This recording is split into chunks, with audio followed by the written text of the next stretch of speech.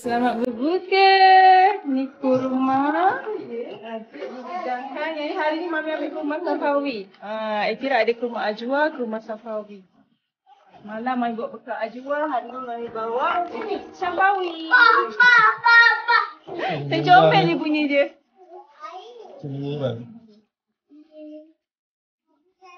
Sini. Cuk lah, Mami nak tambah ajwa sikit. Mami campur. Yang ni kurma ajwa.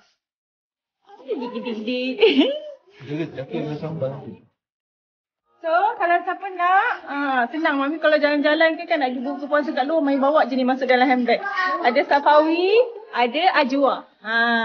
So, boleh pilih lah suka yang mana. Senang. Mami masuk je dalam handbag. Kalau dah makan, kita tutup je macam ni.